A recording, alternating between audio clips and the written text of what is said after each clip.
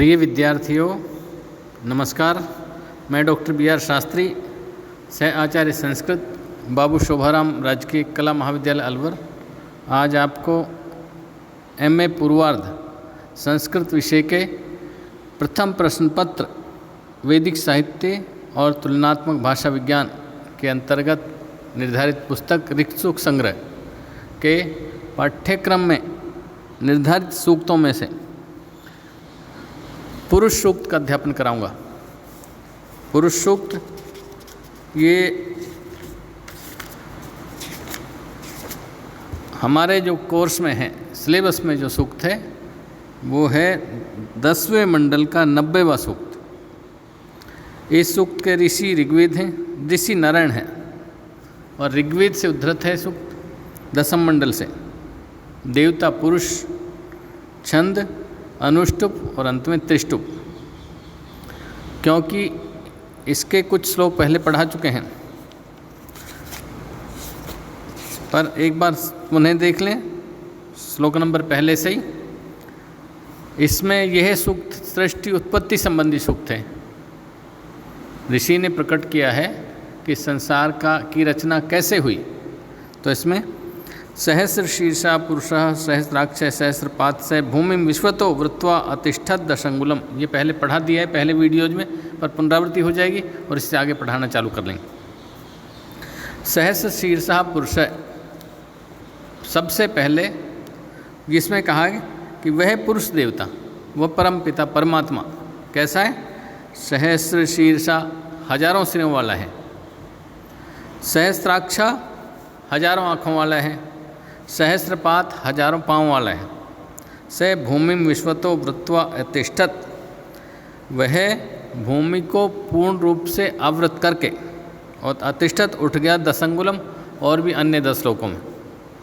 वह पृथ्वी को पूर्ण रूप से आवृत करके और भी अन्य 10 श्लोकों में समाहित हो गया, आवृत हो गया, फैल गया, विस्तृत हो गया।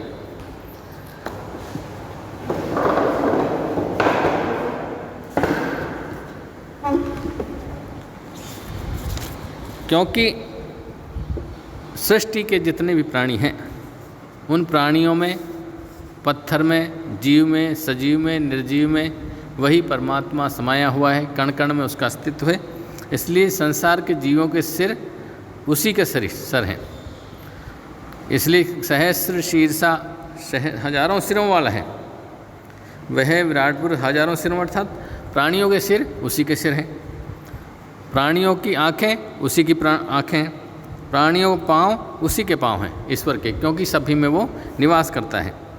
और वो से भूमि विश्वतो वृत्वा अतिष्ठत, भूमि को समाहित करके और अन्य 10 श्लोकों में समाहित हो गया। इसमें जो दशंगुलम शब्द है, इसके अलग अलग विद्वानों ने व्याख्या की। कुछ ने बताया कि 10 अंगुल का मतलब 10 अंगुल हृदय प्रदेश, सभी के हृदय प्रदेश में समाहित हो गया। और कुछ ने 10 अन्य लोकों का वर्णन किया है कि 10 लोकों में समाहित हो गया।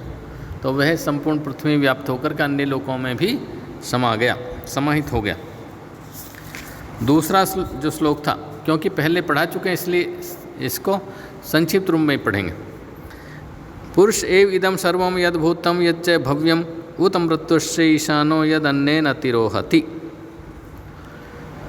दूसरा मंत्र, पुरुषेव इदम सर्वम, पुरुष ही है ये सब कुछ। इदम सर्वम, सब कुछ संसार में जो आपको दिखाई दे रहा है, जो सृष्टि आपके सामने है, तो वो सब पुरुष ही है। पुरुष एव इदम सर्वम, पुरुष ही है सब कुछ। यद भूतम, जो हो चुका, और यच्च भव्यम, जो होना है।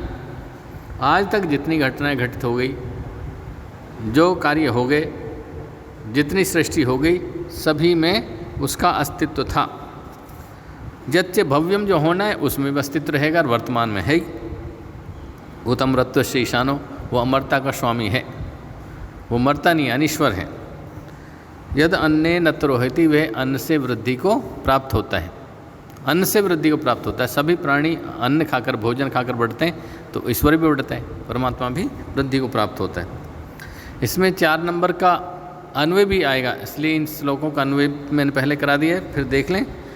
पुरुष एव इदम सर्वम, पुरुष का पुरुषः, क्योंकि अपन को वापस जो विभक्ति वहाँ हटा दी गई थी छंद में, वो नीचे विभक्ति लानी पड़ेगी, पदों को अलग अलग करना पड़ेगा, पद विच्छेद। पुरुषः ऊपर उसका विसर्ग हटाया हुआ था, इसलिए नीचे पुरुषः। एवेदम एव इदम संधि कर लेंगे, जहाँ यदि संधि हो रही उसको संधि कर लेंगे। सर्वम सभी। यत यद भूतम द हो गया था संधि होकर, इसको वापस कर लेंगे पुनः यत भूतम। आपको उस पद को उसी रूप में लाना है जहाँ से वो चल के आगे बढ़ना था, संधि इत्यादि होकर उसमें जो परिवर्तन हुए थे उनको वापस हर शब्द को शुद्ध रूप में वहीं लाना है। यत्ता का द हो गया तो वापस यत कर लेंगे। यत भूतम और यत च भव्यम, यच्च था ऊपर यच्चा, उसकी संधि करके यत चा हो गया।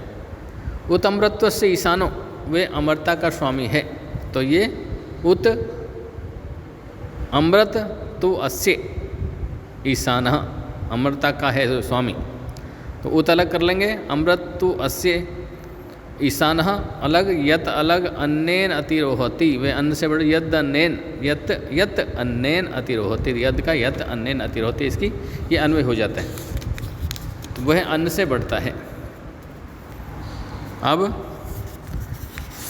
जो ऋचा नंबर 3 इसकी पुरुष सूक्ति, एतावान अस्य महिमा तो जायांच पुरुषः, इतनी इसकी महिमा है, जायांच पुरुष है, और फिर ये पुरुष देवता इस महिमा से भी और कहीं अधिक महिमावान है, विस्तारवान है।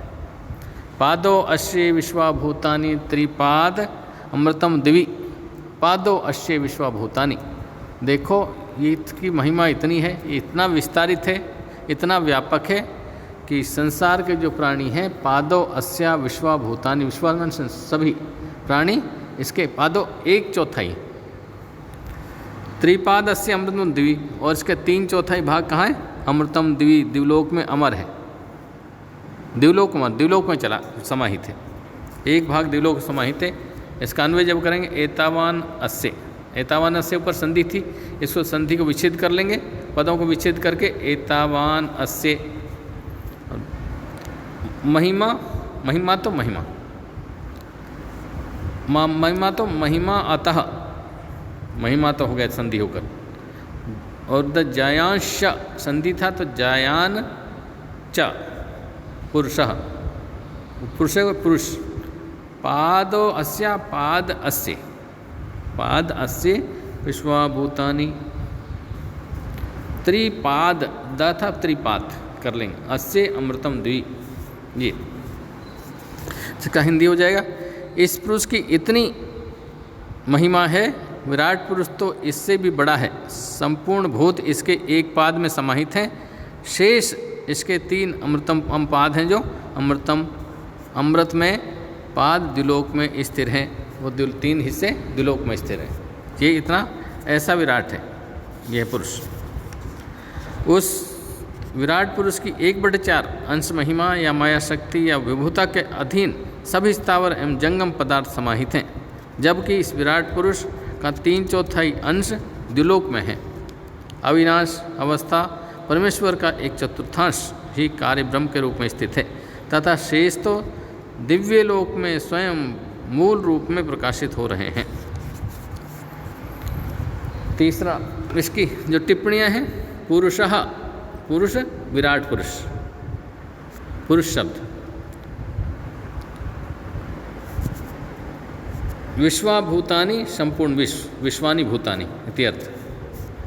चौथा है त्रिपाद ऊर्ध्वम उदेत पुरुषे पादौ अश्य ईयभूत पुनः ततो विश्वंगम व्याक्रमत शासन अनसने अभि।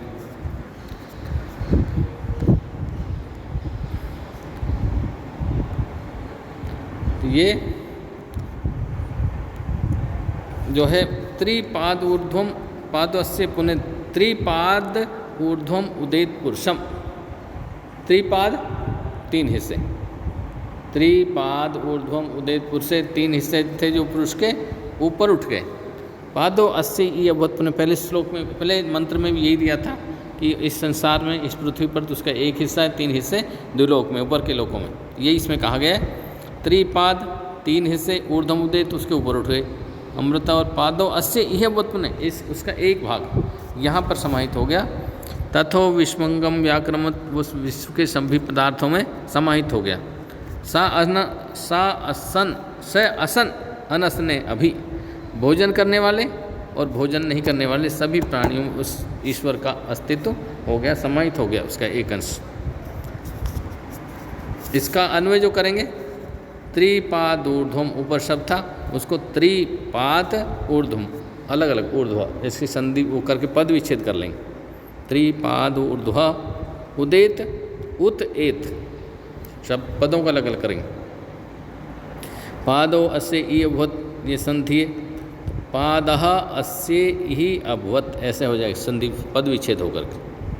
ततो विश्वंगम व्याक्रामत विश्वंग भी आक्रामत सा असन अनसने इति ये इसका अन्वय हो गया।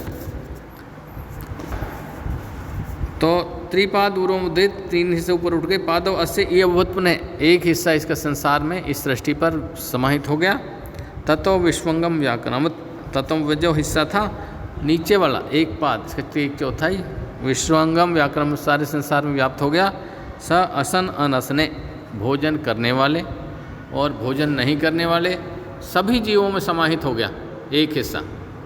भोजन करने वाले और भोजन नहीं करने वाले सब प्राणियों में उसका एक हिस्सा जो समाहित हो गया था, तो उसका एक हिस्सा संसार कण कण में समाहित हो गया और तीन हिस्सा जो थे ऊपर उठ गए। ये